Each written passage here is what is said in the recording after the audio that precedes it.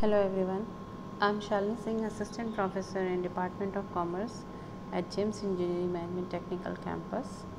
In this lecture series of income tax law and practices, we are discussing about the computation of incomes from house property. This is the lecture 7 of Unit 3. So, where SSC has more than one house for the self-occupation. If there are more than one residential houses which are in the occupation of the owner for his residential purpose, then he may exercise an option to treat any one of the house to be self-occupied.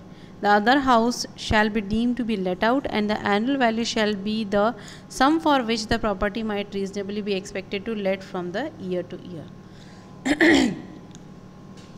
So, insofar as the income from self-occupied property is concerned, generally the annual value is taken to be nil, but the deduction is permissible only up to a limit of 30,000 or 1,50,000 under the category of interest on borrowed capital.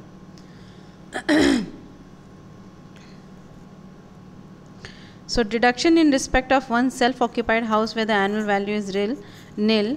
Where the annual value of one self-occupied house is nil, the SSC will not be entitled to statutory deduction 30% as the annual value itself is nil. However, the SSC will be allowed a deduction on account of including 1/5 of the accumulated interest on the pre-construction period as under, that is, deduction in respect of one self-occupied house, that is number 1, where the property is acquired or constructed with a capital borrowed on or after 1st April 1999, and such acquisition or construction is completed within 3 years of the end of the financial year in which the capital was borrowed. So, actual interest payable subject to a maximum of only 1,50,000 if the relevant certificate is obtained.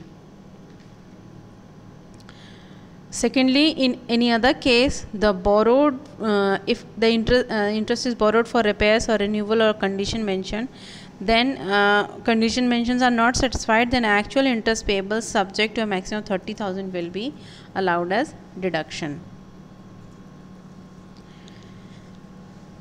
So, how will we compute the annual value of one self-occupied property? So, in case of one property used throughout the previous year by the owner for his residential purpose, income shall be determined as a gross annual value, which is then from this gross annual value will deduct the annual tax paid, then they will derive at net annual value, and from this net annual value will deduct the standard deductions and interest on borrowed capitals.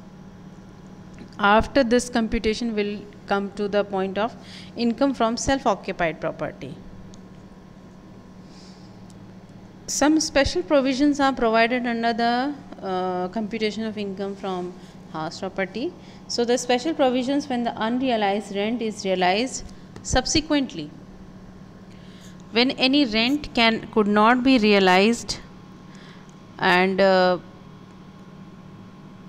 the same was allotted as reduction, and subsequently if such amount is realized, such an amount will be deemed to be the income from house property of that year in which it is received. It is not necessary that the SSC continues to be the owner of the property in the year of the receipt of that realized rent. Then comes arrears of the rent received.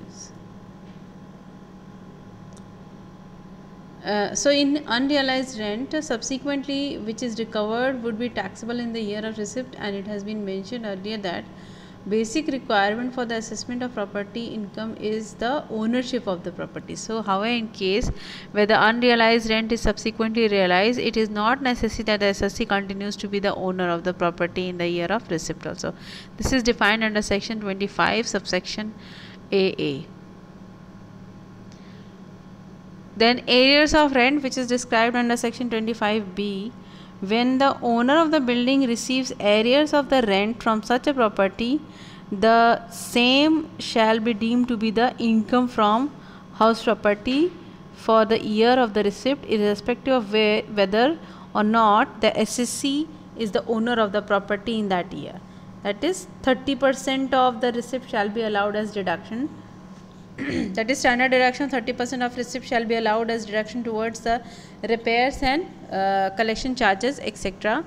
And the SSC need not be the owner of the house property in the year of the receipt. So, when the owner of the house property receives arrear from such property, the same shall be deemed as the income from the house property. Then house property owned by co-owners. If the house property is owned by two or more persons, then such persons are known as co-owners. When the share of each co-owner is definite and ascertainable, it has been provided that each of the owner will be assessed individually in respect of share of the income from the property. When each of the co-owner of the property uses it for his residence, each of them will also get the concessional treatment in respect of one self-occupied property. That is interest on borrowed capital only, they will be given as reduction. Then property in foreign country.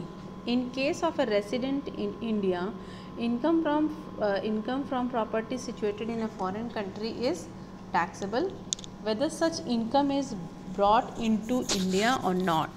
However, if the SSC is a non-resident or resident but not ordinarily resident in India, income from a property situated in foreign country will be taxable in India only when it is received in India during the previous year. Loss from house property. There can be a loss under the head income from house property. In the case of self-occupied property, the annual value is taken as nil. So due to this, there is no deduction which is allowed except for the interest on borrowed capital, that is permissible only up to a limit of 30,000 or max to max 1,50,000. Naturally, therefore, there may be a loss in respect of such house property up to a maximum of 30,000 or 1,50,000 as the case may be.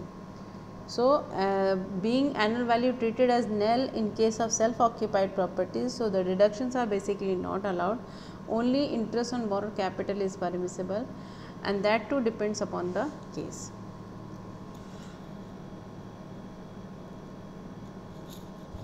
In respect of any other property, namely a house property which is fully let out or a part of the year is let out, there are no restrictions on the deductions, and therefore they can be loss under this head of respect of such properties due to the municipal taxes as well as the deduction. Similarly, deductions under section 24 in case of property deemed to be let out can be more than the net annual value. So that's all for today. Here we discussed the computation in following categories, where the property is when there is unrealized rent, arrears in rent, and if there is a property income from a property which is in foreign, or income from a property income from co-owners. This is how we treat these incomes under the heads of income from house property. Thank you.